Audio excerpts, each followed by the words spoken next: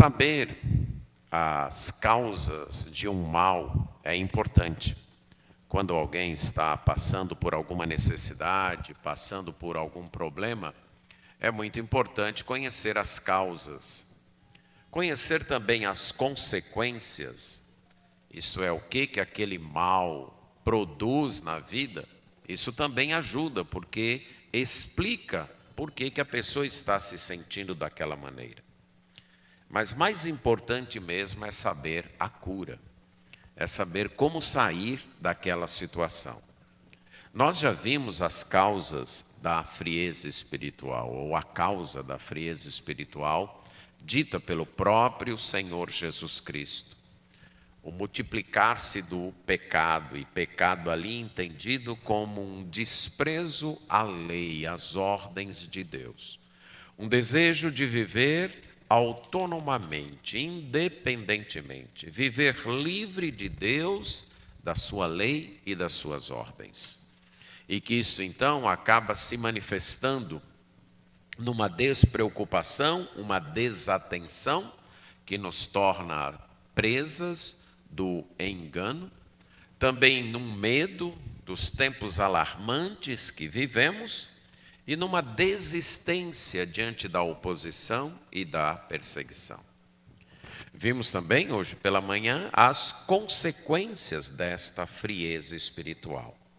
É um serviço de qualidade ruim, um serviço desleixado, despreocupado, um serviço despreparado ou serviço nenhum, apenas usando as desculpas do medo, quando de fato o que se tem é preguiça em fazer o trabalho de Deus. E hoje à noite nós vamos ver a cura. Como curar então este problema da frieza espiritual? Como nós podemos resolver a frieza? Qual a solução? E a solução é uma mudança de afeição. Uma mudança de amor. Tirar um amor corrompido do coração e colocar um amor correto. Tanto a crença como a descrença são movidas não por razões mentais, não por razões de entendimento, não por razões intelectuais, e sim por razões afetivas, pelas afeições, pelo amor. E isso em quase ou se não todas as escolhas da nossa vida. São escolhas afetivas, são escolhas movidas pelo amor e não pelo entendimento. É fato que o nosso entendimento pode nos levar, através de uma vida disciplinada, a uma mudança de afeição, a um cultivo de novas afeições. Mas, de modo geral, o que acontece é que nossas afeições modificam, formam ou deformam o nosso jeito de pensar. Vamos dar algumas evidências. Se de fato todo mundo fosse movido pelo pensar corretamente, pelo pensar racional, todos nós teríamos uma alimentação saudável, faríamos exercícios, dormiríamos o tempo que devemos dormir. Concordam? Se todos nós fôssemos movidos pelo pensar correto, pelo pensar racional, boa parte das doenças do mundo seriam eliminadas. Porque quem é que precisa ser convencido que uma boa alimentação faz bem para a saúde? Quem é que precisa ser convencido disso? Quem é que precisa ser convencido que nós precisamos de exercícios físicos, de atividade física, de dormir um certo tempo do dia? E por que nós não fazemos isso? É porque temos alguma falha na cabeça que não compreendemos a necessidade disso? Não, não é. É porque nós amamos outro tipo de comida, certo? Nós gostamos de outro tipo de comida. Nós não aprendemos a gostar da comida que é considerada, pelo menos em nossos dias, uma comida saudável. Nós gostamos de gordura, carne gordurosa, massa. Não é verdade? Só de falar, a boca já enche d'água, uma torta de chocolate, né? Acompanhada de um sorvete. Oh, não é verdade? Nós sabemos que isso não faz bem para a saúde. Eu me lembro quando eu descobri que sorvete fazia mal, eu fiquei tão frustrado que quando eu cheguei em casa eu comi o resto da caixa todinha que tinha, só de frustração, meu Deus, isso aqui faz mal para a saúde. Não é uma questão mental, é afetiva. Nós aprendemos a gostar de certas coisas, aprendemos isso na vida, e mesmo quando a gente escuta uma palestra, a gente concorda, ele está certo. E quando sai dali, passa numa lanchonete, concordando com tudo que o preletor lá disse da comida saudável, a gente, até durante o tempo que está comendo, até discute, ele tem razão, tal, e está comendo. Por quê? O que está nos guiando não são os pensamentos, não é o raciocínio, são as afeições. Se todo mundo fosse guiado pelo raciocínio correto, ninguém fumava. Porque está mais que provado o quê? Que o cigarro faz mal à saúde, está mais do que provado isso. Mas fuma. Não é questão intelectual. É questão afetiva. Isso vale para a fé. Você acha que o faraó, mentalmente, faraó do Egito, lá do tempo de Moisés, não estava convencido que Deus era mais forte do que ele? Você acha que ele tinha algum problema mental que não entendia que um Deus que faz chover pedra, que faz vir escuridão, que faz surgir pelo, esse Deus é mais forte do que eu? Que questão difícil tem de elaborar logicamente na mente isso aí, cheio de evidências? Não tem. Qual era o problema? Ele amava mais a si mesmo do que a Deus. Esse era o problema. Era uma questão de afeição. Na época de Jesus, o fato dos líderes religiosos não terem aceito Jesus foi porque faltou evidências? Jesus transformou água em vinho. Jesus multiplicou pão. Jesus ressuscitou um homem que estava 4 dias morto. Jesus curou um cego de nascença. O que é que faltou de evidências aí para esse povo não entender? Eles entenderam. Mas o próprio João explica por que eles não creram. Não foi porque não entenderam. Não foi porque faltou evidências. João diz, foi porque eles amaram mais as trevas do que a luz. Amaram. Olha aí, amaram. Foi porque em outro texto João vai dizer, eles amaram mais a glória dos homens do que a glória de Deus. A frieza espiritual não é um problema de não ter entendido. Eu não entendi que era assim. Eu não compreendi que era desse jeito. Não. É um problema de distorções afetivas. Afeições distorcidas. Amor corrompido. Amor errado. Não é nem falta de amor, é amor. E até amor em excesso. Mas amor corrompido. Amor distorcido. Amor desordenado. De forma que a cura é uma mudança de afeições. Uma mudança de amor. E isso a gente vai verificar num outro texto que também fala dos últimos dias. Como aquele que nós baseamos as mensagens de ontem e de hoje pela manhã. Só que esse está em 2 Timóteo, capítulo 3. Nós leremos os versos de 1 até, todo o capítulo, de 1 até 17. 2 Timóteo, capítulo 3, versos 1 a 17. Diz assim: sabe, porém, isto: nos últimos dias sobrevirão tempos difíceis. Pois os homens serão egoístas, avarentos, jactanciosos, arrogantes, blasfemadores, desobedientes aos pais, ingratos, irreverentes, desafeiçoados, implacáveis, caluniadores, sem domínio de si, cruéis, inimigos do bem, traidores, atrevidos, enfatuados, mais amigos dos prazeres que amigos de Deus, tendo forma de piedade, negando-lhe, entretanto, o poder. Foge também destes, pois dentre esses se encontram os que penetram sorrateiramente nas casas e conseguem cativar mulherinhas sobrecarregadas de pecados, conduzidas de várias paixões, que aprendem sempre e jamais podem chegar ao conhecimento da verdade.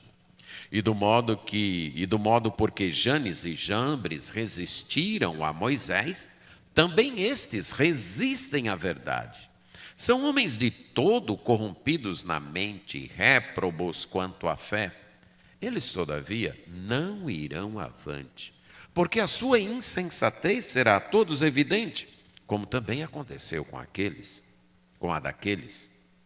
Tu, porém, tens seguido de perto o meu ensino, procedimento, propósito, fé, longanimidade, amor, perseverança, as minhas perseguições e os meus sofrimentos, quais me aconteceram em Antioquia, Icônio e Listra. Que variadas perseguições tenho suportado.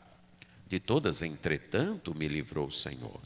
Ora, todos quantos querem viver piedosamente em Cristo Jesus serão perseguidos, mas os homens perversos e impostores irão de mal a pior, enganando e sendo enganados.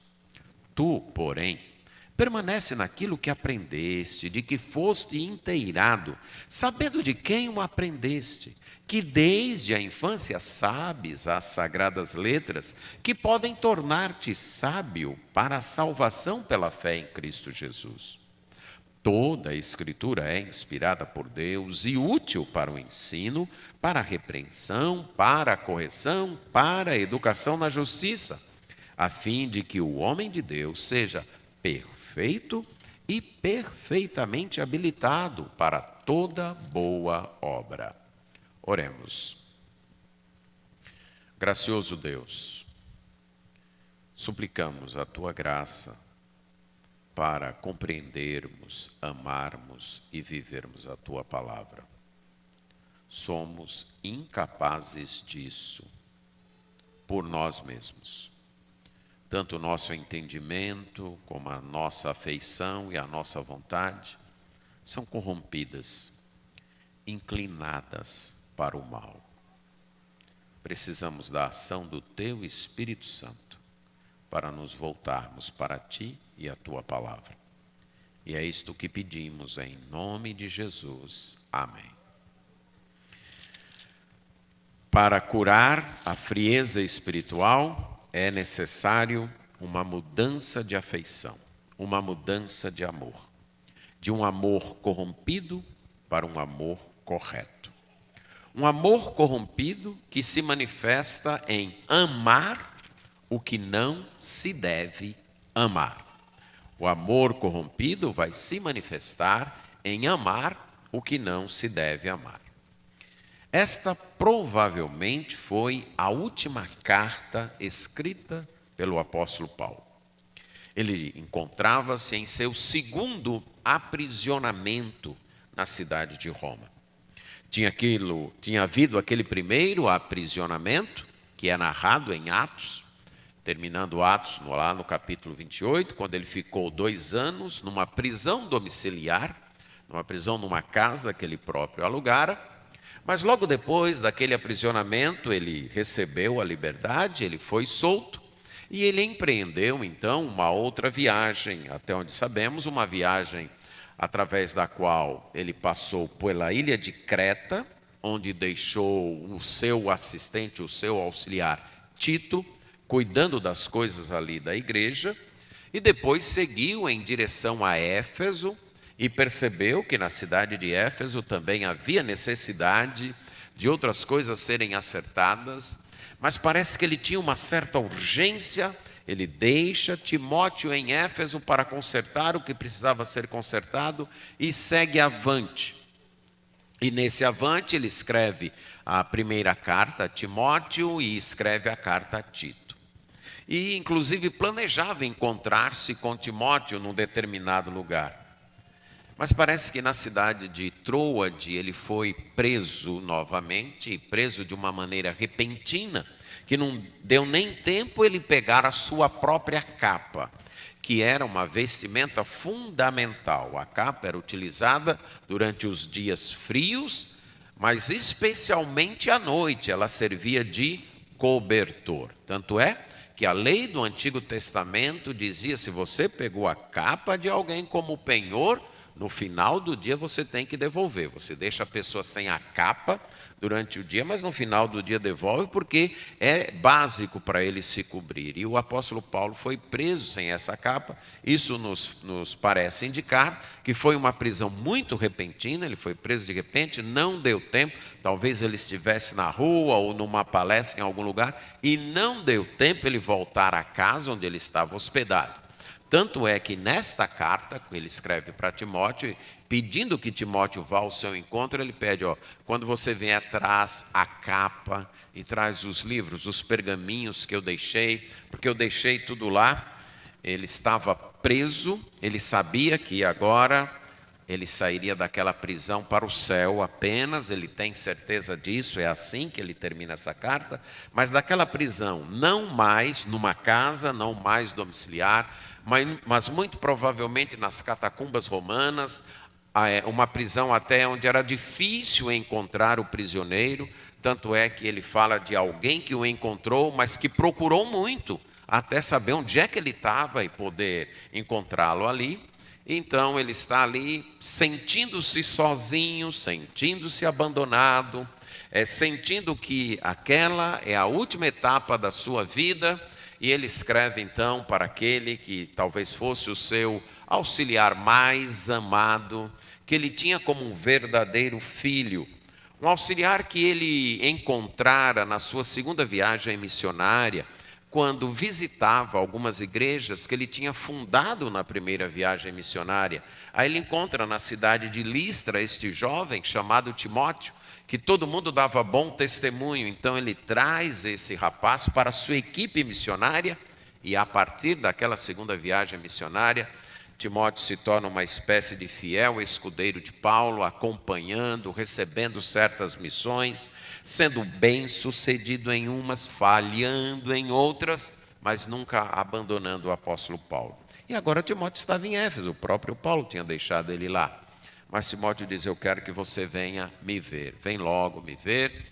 Eu acho que eu estou de partida, eu combati o bom combate, eu estou completando a carreira, eu guardei a fé, o que me aguarda agora é a coroa da justiça. Mas quando você vier atrás a capa, porque eu não sei quanto tempo eu vou ficar aqui, e eu estou com frio, certo? Estou nas catacumbas aqui de Roma, e eu preciso da minha capa para me cobrir. Mas também traz os livros e os pergaminhos, porque enquanto eu tempo tiver, eu quero aprender. Eu acho essa atitude muito bonita de Paulo, né? Ele sabia que a catacumba era a sua última casa. Mas traz os livros, traz os pergaminhos. Enquanto eu estiver ainda aqui na terra, eu quero estar aprendendo. Eu quero estar lendo, eu quero estar me aperfeiçoando. Isso sempre me toca quando eu penso nessa atitude de Paulo. Mas nessa carta que ele escreve aqui, ele adverte Timóteo quanto aos falsos mestres. E ele faz um contraste. Você percebeu aqui nesse capítulo que nós lemos, que por 3 vezes ele usa a palavra porém, né? No capítulo 3, verso 1, 3:10 e 3:14. Tu, porém. Então, o mundo, os falsos mestres, têm um modo de agir, têm um jeito de agir. Você deve ser diferente. Você não deve ser igual a eles, não. Eles amam certas coisas, você deve amar outras. Eles têm um amor corrompido. Um amor corrompido porque eles amam o que não deve ser amado. Então ele começa dizendo: nos últimos dias sobrevirão tempos difíceis. O que seria os últimos dias? Para entender o que a Bíblia quer dizer com últimos dias, vamos voltar àquele esquema que eu disse ontem à noite, de 4 grandes etapas na história, na narrativa contada pela Bíblia. Então você lembra que a narrativa bíblica é de uma guerra entre 2 reinos, uma guerra entre o bem e o mal.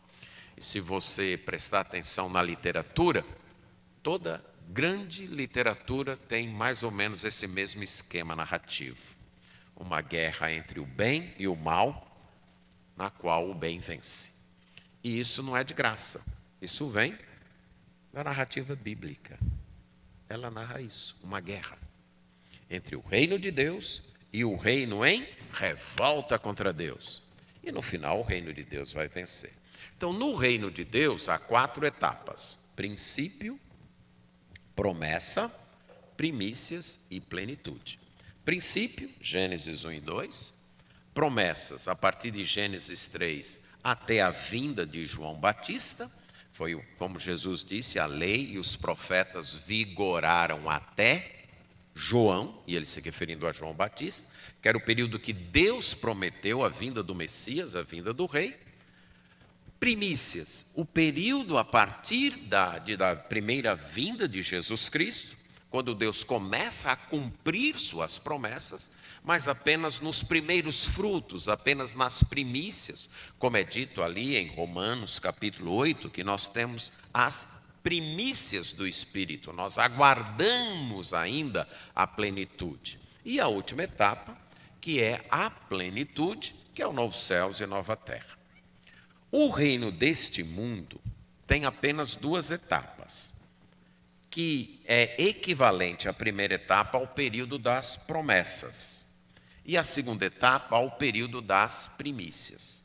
Sendo que o nome que se dá a estas 2 etapas são primeiros dias e últimos dias. Os primeiros dias são equivalentes aos dias da promessa. Começam ali com Gênesis 3 e vão até João Batista, são os primeiros dias. Você vê essa linguagem lá em Isaías, capítulo 9, verso 1. Os últimos dias começam com a vinda de Cristo, porque são os últimos dias exatamente do reino em revolta, do reino deste mundo. Todo o Novo Testamento afirma que desde que Jesus veio à Terra, nós já vivemos os últimos dias. Quando o apóstolo Pedro vai explicar no dia de Pentecostes o que está acontecendo, ele diz: olha, o que está acontecendo aqui foi o que o profeta Joel falou. Eis que nos últimos dias derramarei o meu espírito. O apóstolo João diz: olha, muitos anticristos têm surgido. Então é isso que nos prova que nós já vivemos a última hora. O apóstolo Paulo, em 1 Coríntios 10, ele diz: nós já vivemos o final dos tempos. O escritor aos Hebreus, logo iniciando sua carta, ele diz: tendo Deus outrora falado muitas vezes e de muitas maneiras aos pais, pelos profetas, nestes últimos dias nos falou pelo Filho. Então, os últimos dias que Paulo se refere aqui são os nossos dias. Eu ilustro isso com um jogo de futebol. O jogo de futebol tem, normalmente, 2 tempos. O primeiro tempo e o segundo tempo. Então, logo no início, imagine se você fosse um radialista narrando um jogo e você quer dar vivacidade. Então, logo no início do segundo tempo, saiu a bola, você diz: começa o último tempo do jogo. Você está errado? Não, é o primeiro minuto do segundo tempo, mas já é o último tempo do jogo. Em comparação, é o último tempo do jogo. Então, desde Jesus, nós vivemos o último tempo do jogo deste mundo. São os últimos dias. Diferente do jogo do futebol, a gente não sabe quantos dias tem. Já vai passando de 2000 anos. Mas que já são os últimos dias desta era má, deste mundo são os últimos dias. Os primeiros dias foi desde a entrada do pecado até a vinda de Cristo. E os últimos dias começaram com a vinda de Cristo e vão se prolongar até o trono branco, quando então todo o mal será de fato destruído. Então, quando Paulo diz nos últimos dias, ele está se referindo aos dias em que vivemos. Ele diz: nestes últimos dias sobrevirão tempos furiosos. A tradução que eu leio, tempos difíceis. Mas a palavra é de algo furioso, de fera. Foi a palavra utilizada em Mateus 8, 28, para falar dos endemoniados. Eles estavam furiosos, eles estavam uma fera. Era a palavra utilizada para indicar algo difícil de ser suportado, algo de difícil trato, algo perigoso. Então Paulo diz: nós vivemos tempos furiosos. Por quê? Porque o amor estará corrompido. As pessoas estarão amando o que não devem amar. Nem sempre as nossas versões captam isso, mas quando a gente vê as palavras, a gente percebe isso. Aí, porque os homens serão egoístas. Literalmente é amantes de si mesmo. Por que os tempos serão furiosos? Porque vai faltar amor? Não. Porque o amor será distorcido, corrompido. As pessoas estarão amando o que não devem amar. Os homens serão o quê? Amantes de si mesmos. As pessoas vão amar mais a si mesmos. Você consegue identificar isso? Há algum tempo atrás, 20 anos talvez, para um casal se separar, era preciso uma coisa razoavelmente séria, ok? Um adultério, casos de violência. O que se vê nos últimos dias? Amanheceu de mau humor, está passando por uma crise, quero mais não, vou embora. Ou então é você que tem que ir embora. Mas o que foi? Não aconteceu nada, eu não quero mais, acabou. E os filhos? Eu não vou aqui viver infeliz por causa de filho. E até pode-se usar o argumento: Deus não quer que eu viva infeliz. E até a pessoa está dizendo o quê? Deus está querendo que eu me separe, certo? Deus não quer que eu viva infeliz, onde é que Deus vai querer que eu viva infeliz? O que é isso? Ser amante de si mesmo. O outro, os filhos, os pais, a igreja, o nome do evangelho, isso aí, ó.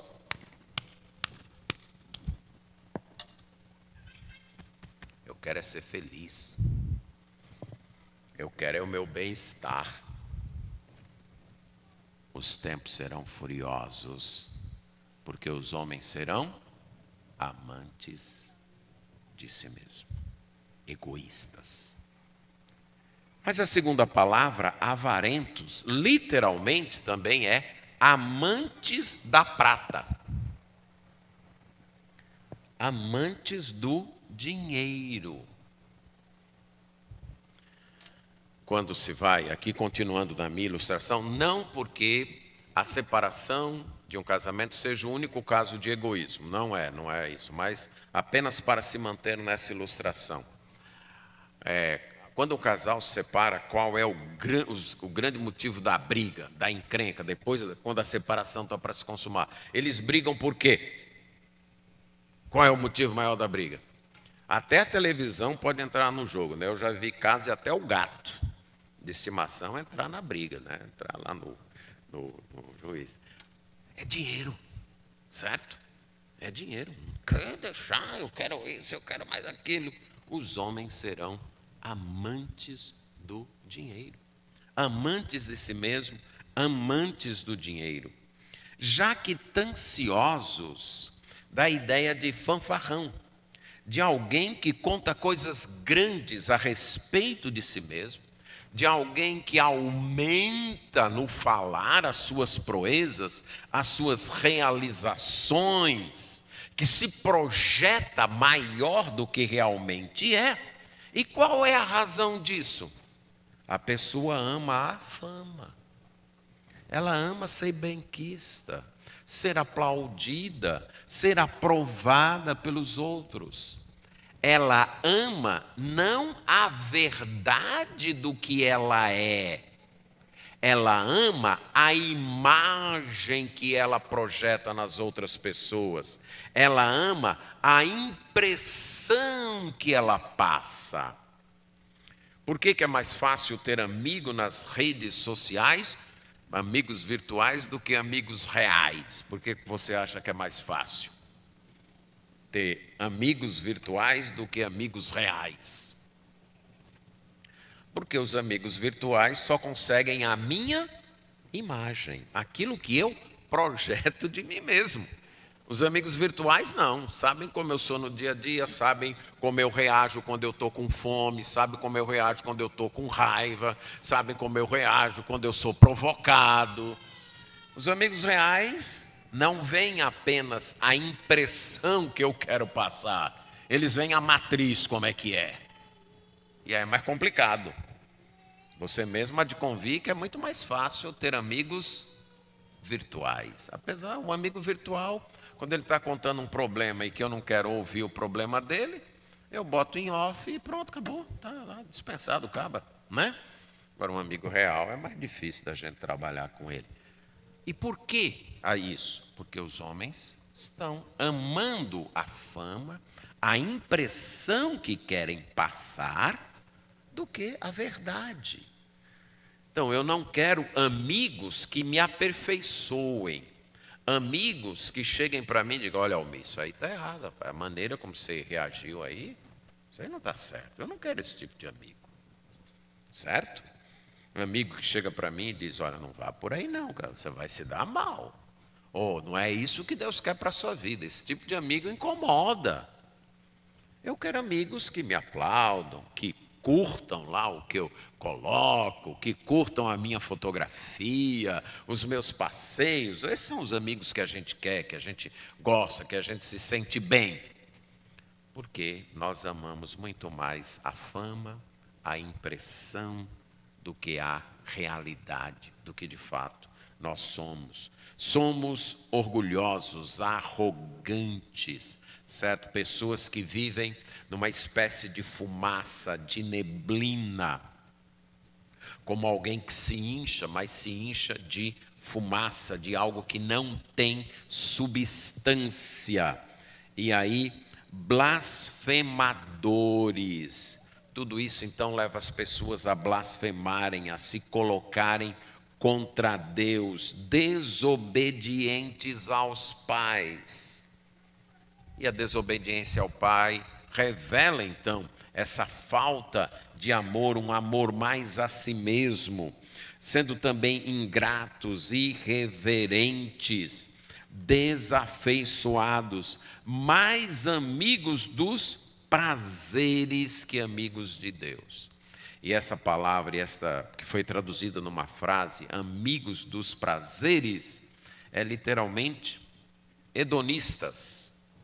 As pessoas amam mais o prazer do que Deus.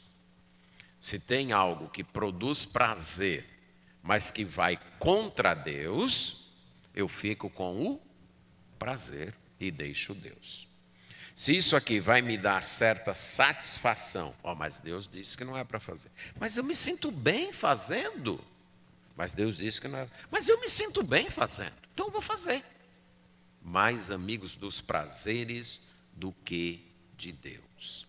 Temos então um mundo que prioriza a forma e não a substância, que ama com intensidade, mas ama o que é errado. Ama aquilo, então, que não deve amar. E a segunda forma desse amor corrompido é que deixa de amar o que devia amar. Então, ele deixa de amar o que ele deve amar. E isso vai aparecer nas palavras blasfemadores, caluniadores, o que vem a ser, então, alguém blasfemador, caluniador. Alguém que não ama o próximo. Porque quando eu falo mal do meu próximo, quando eu levanto falso a respeito do meu próximo, quando eu espalho notícias que acabam menosprezando o meu próximo, eu estou mostrando que eu não amo o meu próximo. Então há um amor distorcido que se manifesta em amar o que não deve e em deixar de amar o que deve ser amado. Esse é o amor distorcido. Ele então é alguém desobediente aos pais, alguém que não ama os pais. Ele deve amar e respeitar os pais. E aqui cabe uma palavra sobre formas de amar. Nós devemos amar, nós podemos amar muitas coisas e devemos amar muitas coisas e pessoas. Mas nós devemos ter formas diferentes de amar. Suponha que alguém aqui, um homem aqui tenha, por exemplo, tem um carro que ele goste muito e ele ame o carro. Isso é raro de acontecer com um homem. Não sei nem por que eu peguei essa ilustração. Mas vamos supor aí um homem que tem um carro e ele ame o seu carro. E ele diz, eu amo o meu carro. E eu amo também a minha esposa. Em ele dizer isso não tem nada errado. Desde que ele não ame o carro do mesmo jeito que ele ama a sua esposa. Ou ele ame a sua esposa do mesmo jeito que ele ama o carro. Certo? As formas de amor devem ser diferentes. Ou uma mulher que tem um gatinho de estimação.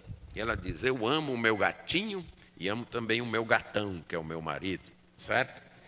Não tem nenhum problema, desde que ela ame de forma diferente. E deixe-me dar uma ilustração, talvez mais precisa. Alguns pais aqui têm filhas.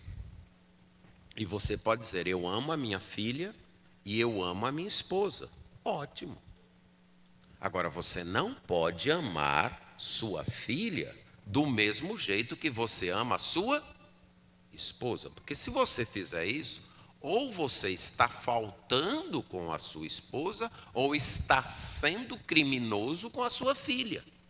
Porque as formas de amar são diferentes. No caso de pais e filhos, os pais amam os filhos de um jeito, providenciando sustento, cuidado e disciplina. E os filhos amam os pais de um outro jeito, respeito e obediência. Então, quando um filho diz, eu amo meu pai, mas não o respeita nem o obedece, de fato ele não ama. O amor está sendo distorcido, porque há formas adequadas nos diversos amores da vida. E quando eu tenho apenas um sentimento, mas que não se manifesta da forma correta, de fato eu não tenho amor. Por isso que desobediência aos pais é falta de amor. E aí ele continua, desafeiçoados, literalmente, sem amor natural, sem afeição natural, alguém insociável, alguém que nem aquele amor que se espera que se deve ter, tem. E é isso que a gente tem visto. Pais, mães que abandonam os filhos. Ainda recentemente, soube de uma senhora que descobriu estar com câncer, uma jovem senhora, 30 e poucos anos, 2 filhos. Descobriu que estava com câncer, já num estado avançado, que exigia tratamento, viagens e tudo. O que o marido fez? Deixou.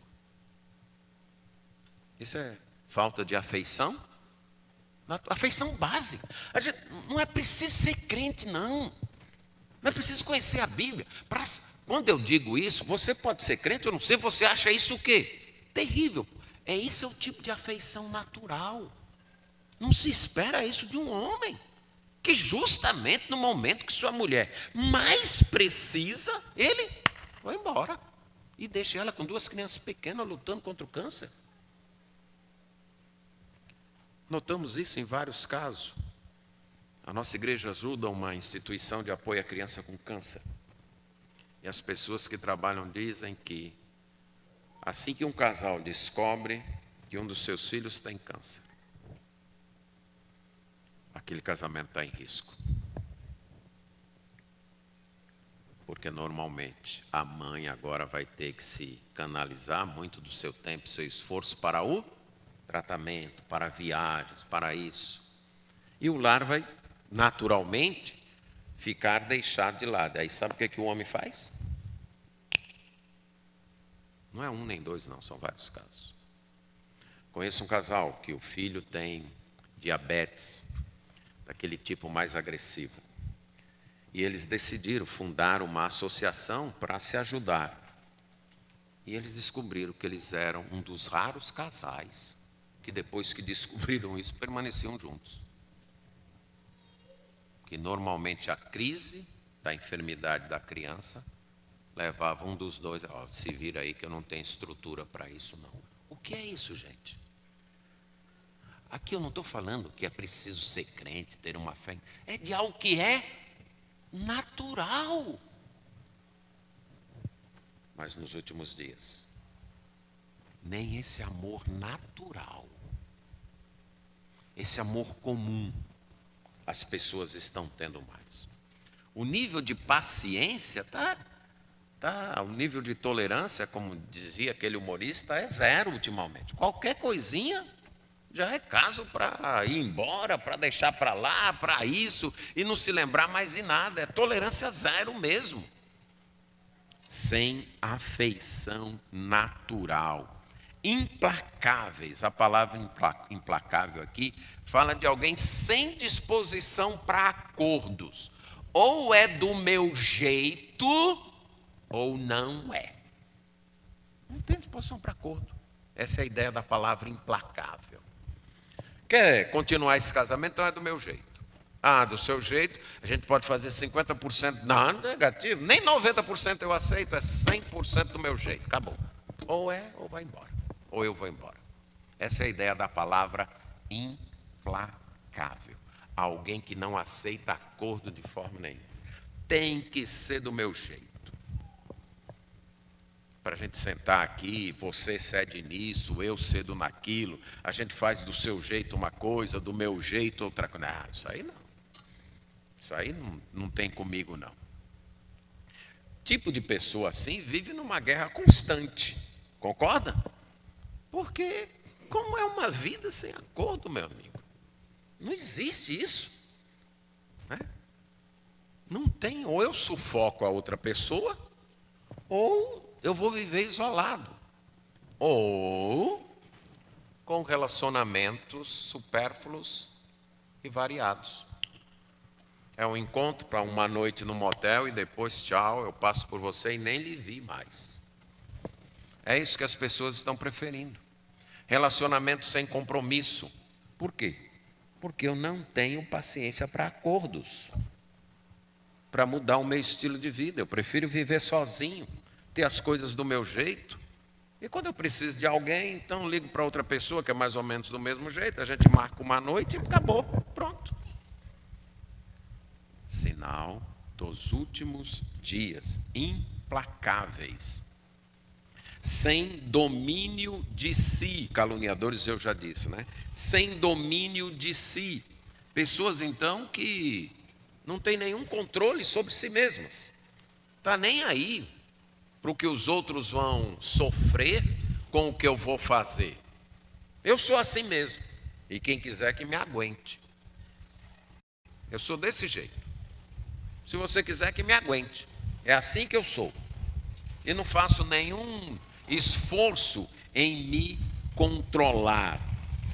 São também atrevidos, precipitados. Aliás, antes disso, traidores. Então, assumir um compromisso, mas daqui para ali surgiu algo melhor e deixar esse compromisso de lado para cometer uma traição. Isso é normal, isso é da vida, isso é da nossa natureza. A carne é fraca e por aí vai as desculpas. Atrevidos, isso é a ideia de pessoas precipitadas e despreocupadas, estão nem aí para a vida. E fingem amor à piedade, tendo forma de piedade, mas não tem de fato amor à piedade, apenas uma aparência de piedade. O que Paulo diz para Timóteo? Foge destes. Foge destes. Não queira estar perto destas pessoas. E aqui, deixe-me dar uma ilustração de um outro pregador. Segundo o irmão Germano, não se preocupe, irmão Carlos Germano, não se preocupe não, que isso aí está bem parafusado. Não, irmão, então não se preocupe não.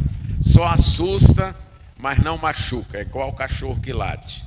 Ele late, mas não morde. Então, a gente vai tentar se concentrar aqui. Agora, quem afiançou isso foi o Carlos Germano, sou eu que estou afiançando. Ok. Então, deixe-me dar uma ilustração de um outro pregador. Ele, quando seminarista, ele teve um período de férias que ele precisava trabalhar para quitar o seminário para poder voltar. O único serviço que ele conseguiu foi numa refinaria de petróleo. E assim que ele chegou para a entrevista, ele pensou, não vai dar. O cheiro é horrível. Como é que eu vou conseguir trabalhar aqui? Mas aí ele lembrou que se eu não aguentar esse cheiro, eu não vou ter dinheiro para voltar para o seminário. Eu quero terminar o seminário. Mas o nojo era tão grande por causa do cheiro que ele tinha vontade de desistir. Mas ele falou, é a única chance que eu tenho. Então eu vou aguentar esse cheiro. Eu vou engolir o cheiro. Ele começou. Depois da primeira semana, ele percebeu que o cheiro não era tão ruim assim não. Era suportável, rapaz. Não, eu não gosto, mas dá para eu passar por isso. Depois de algumas semanas, rapaz, é até agradável. É até agradável esse cheiro, é até agradável. Hoje, ele diz o seguinte, quando ele está dirigindo, que passa num local onde o asfalto está sendo consertado, ele para o carro e... Rapaz, que cheiro bom. Ele aprendeu a amar aquele cheiro. E como ele aprendeu? Convivendo. Convivendo. É uma questão de coração, é uma questão de afeição, de aprendizado. Ele tem saudades hoje daquele cheiro. Aprendeu. Por isso que a gente se acostuma tanto com coisa boa como com coisa ruim. Por isso que Paulo disse para Timóteo, foge, Timóteo. Porque se você não fugir destes, sabe o que vai acontecer? Daqui a pouco você vai estar amando o que eles amam. Você vai estar amando a si mesmo, amando o dinheiro, amando a fama. É isso que vai acontecer com você. Você vai deixar de amar o próximo, amar seus pais. Você vai deixar de amar a piedade, porque você vai ficar apaixonado por estas coisas aí. Mas em terceiro e último lugar, ele diz, você deve amar o que é correto. Aí a partir do verso 10, Ele diz: tu, porém, tens seguido de perto. Seguido de perto. A gente aprende por imitação. Esse é o modo como a gente aprende, por imitação. Você tem seguido de perto estas coisas. Você tem seguido de perto o meu exemplo. Você já percebeu que os filhos imitam os pais? Normalmente o filho torce para o mesmo time que o pai torce, tem o mesmo gosto de alimentação. Aquilo que os pais se afeiçoam, os filhos também se afeiçoam. Se a criança é criada numa casa onde ela vê os pais lendo e tem muito livro, e os pais falam de livro, conversam sobre livro, aquela criança vai gostar de livro. Ela não vai precisar nem ser mandada. Se ele cresce numa casa onde os pais gostam de música, estão tocando, cantando, eles estão vendo sempre os pais envolvidos nisso, eles vão gostar de música. Porque nós aprendemos por imitação. E é isso que Paulo está dizendo para Timóteo. Você tem seguido de perto. Você não apenas tem escutado. Você tem visto. Você tem a oportunidade de me imitar. Você esteve do meu lado. Você tem me acompanhado. Então, por saber disso, você sabe o meu ensino. Você sabe a minha conduta, você sabe o meu propósito, o meu plano, a minha intenção. Você sabe a minha fé, aquilo que eu creio, aquilo que eu defendo. Você sabe a minha perseverança, a minha persistência, como eu não desanimo. Você sabe das minhas perseguições. Você presenciou aí as perseguições que eu passei. Aí na cidade de Listra mesmo, que foi a tua cidade, você viu o tanto de perseguição que eu passei. E aí, irmãos, nós aprendemos que a mudança de amor ocorre por discipulado. E aí nós notamos a necessidade da igreja. Você não vai ter uma mudança de amor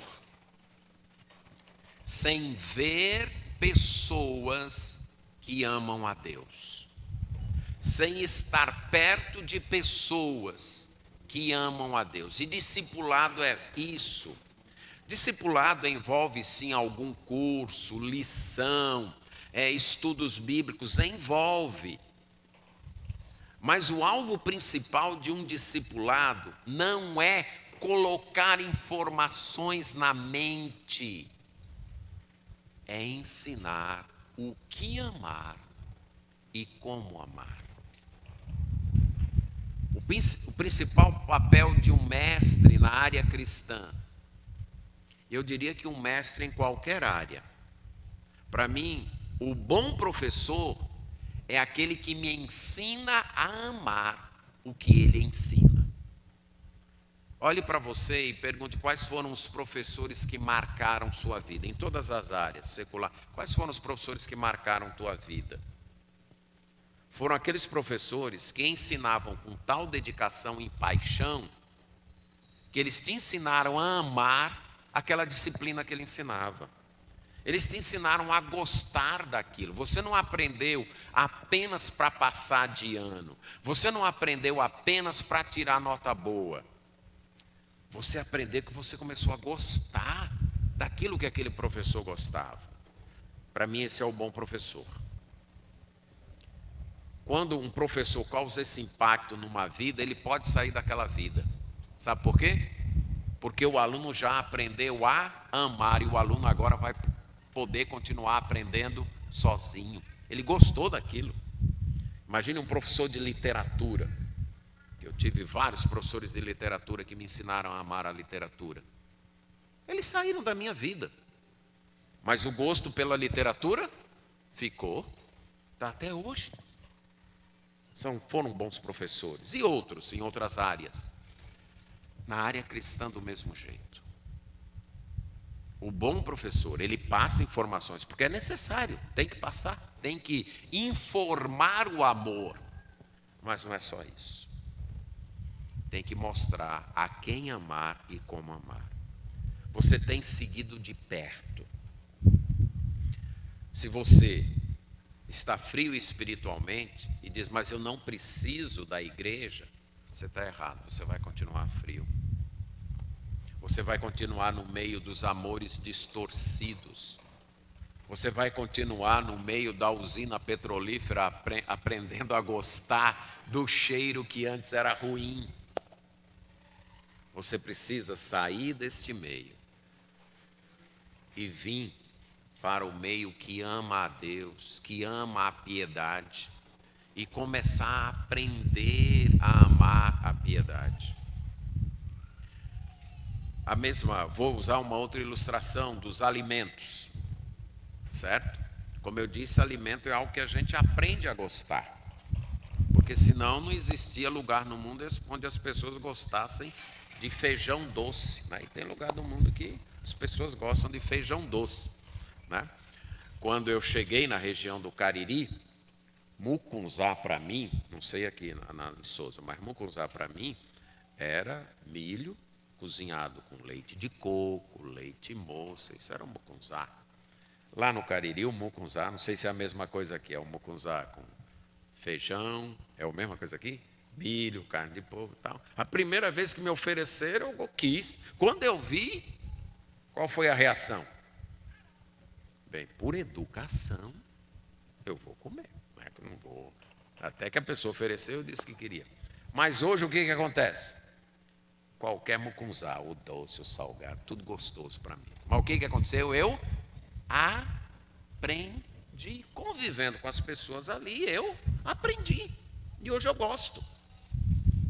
Tem um irmão em Cristo, que ele foi para a universidade em Fortaleza, foi morar na casa do estudante. E aí, no primeiro dia de aula, ele chega no refeitório da universidade. Pega o bandejão, feijão. Tinha uma pessoa lá, carrancuda, só botava uma concha. Ele tinha 17 anos, era um adolescente em crescimento ainda.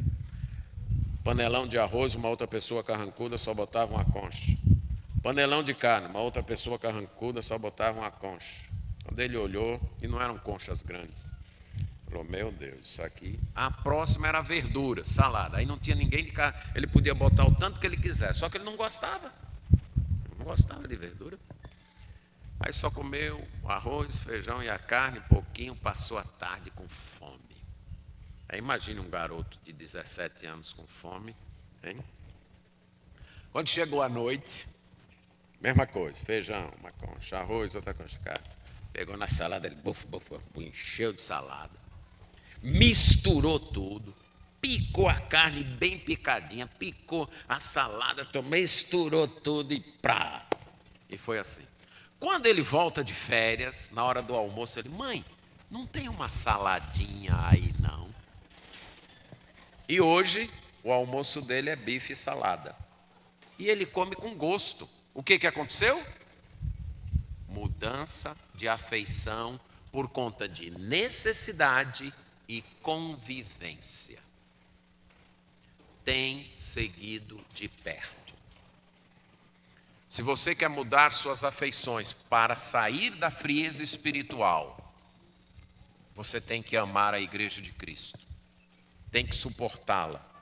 Tem que conviver com ela. Ela é perfeita? Não. Ela é uma casa em construção. Você já morou numa casa em reforma ou em construção? Você já morou numa casa em reforma ou em construção? É confortável? Não é confortável morar? Não é não? Não é confortável coisa nenhuma. A gente mora porque é o jeito, que não tem outro lugar. A igreja está em construção. E quando eu falo da igreja, não estou falando do prédio. Estou falando de nós. Nós estamos em construção. Então tem aquele irmão que é chato mesmo. Tem aquele outro que é briguento. E você desejaria que todo mundo fosse igual a você. E você não imagina que também os outros desejam que você fosse igual a eles. Essa é a igreja em construção. Um dia ela vai estar terminada. Um dia ela vai estar completa, mas por enquanto ela está em construção. As palavras de um certo pensador da Idade Média, que ele disse o seguinte: a igreja é como a arca de Noé. Se não fosse o dilúvio lá fora, ninguém aguentaria o cheiro aqui dentro. Porque na arca de Noé, imagino que o cheiro não era muito agradável, não, concorda? Tanto de animal que tinha ali dentro. Aí imagine um dos filhos de Noé: pai, eu não aguento mais esse cheiro. Pode sair, meu filho. Você não está obrigado a ficar aqui. Mas qual era a opção? Um dilúvio lá fora só tinha um jeito. É a mesma coisa. Para quem quer amar a Deus não tem outra opção não. Tem que seguir de perto os irmãos em Cristo. Tem que estar no contexto da igreja. Mas além disso, tem que permanecer na palavra. Veja aí: tu, porém, permanece naquilo que aprendestes. Além de seguir de perto, que é o que Paulo diz aí, ele vai dizer: permanece naquilo que aprendeste, sabendo de quem tens o aprendido, de quem tens aprendido. E o que é isso? As Sagradas Letras. Note aí, as Sagradas Letras que são fonte de salvação, que podem tornar-te sábio para a salvação pela fé em Cristo Jesus. Você aprendeu isso desde que você era criança. E são essas Sagradas Letras que podem te proporcionar salvação. São essas Sagradas Letras, versos 16, que são inspiradas por Deus e úteis para o teu crescimento espiritual. Sair da frieza espiritual envolve uma mudança de afeição, de sair de um amor distorcido, que ama o que não deve ser amado e deixa de amar o que deve ser amado, para amar, aprender a amar aquilo que precisa ser amado. Aprender a amar no convívio da igreja, seguindo de perto pessoas que amam a Deus, para aprender a amar a Deus e aprender o modo certo de amar a Deus. E convivência com a palavra, com as Escrituras. Ler, reter as Escrituras, porque elas são a fonte de salvação, a fonte de aperfeiçoamento e de crescimento espiritual, a fim de que o homem de Deus seja perfeito e perfeitamente habilitado para toda boa obra. Quais são as nossas companhias?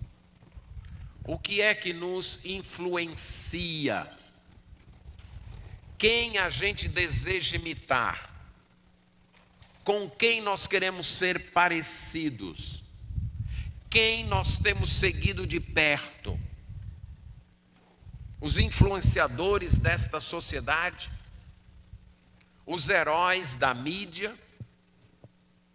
Ou o povo de Deus? Como diz o salmista: eu não tenho ninguém no céu a não ser a ti, e aqui na terra são os teus santos, que são o meu prazer. Na presença de quem você encontra alegria? É na presença de Deus e sua palavra. É na presença dos irmãos em Cristo que estão seriamente lutando para amar esse Deus? Ou é na presença do mundo? Quando a frieza espiritual chega, nós precisamos mudar isso.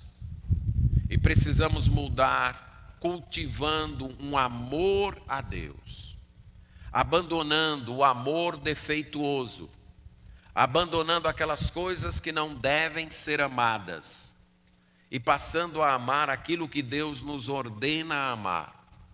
E nós conseguimos isso estando perto, seguindo de perto as pessoas que amam a Deus e apegando-se à palavra que nos salva e que nos aperfeiçoa.